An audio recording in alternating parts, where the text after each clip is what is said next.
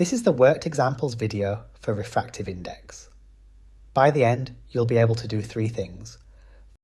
First, use n equals sine I over sine r.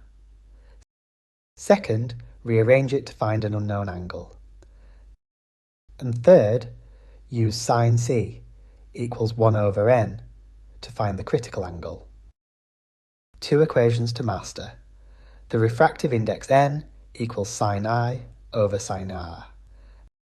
And the critical angle is found from sine c equals 1 over n.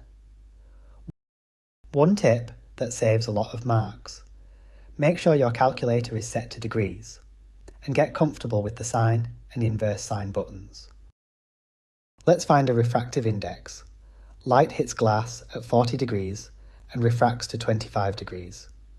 Write the equation. N equals sine I over sine r. That's sine 40 over sine 25. Sine 40 is 0.643. Sine 25 is 0.423.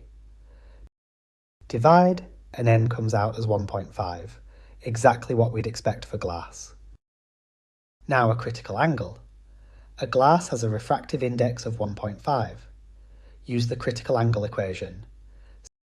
Sine c equals 1 over n, that's 1 divided by 1.5, which is 0.667.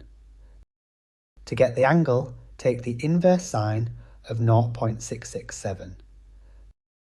That gives a critical angle of about 42 degrees, the standard value for ordinary glass. Now it's your turn. Try these practice questions. Question 1. Light refracts from I, 30 degrees to R, 20 degrees. Find n, sin 30, 50, sin 20, 34. Question 2. A material has n, 2. Find sin c. Question 3. For that material, find the critical angle. Sin 1, 0.5, 30. Pause the video, work them out on paper, then play on to check your answers. 3, 2, 1. Here are the answers. Number 1. N, 1.47, 0.50, 0.34. Number 2. Sin, C, 0.5, 1, 2. Number 3.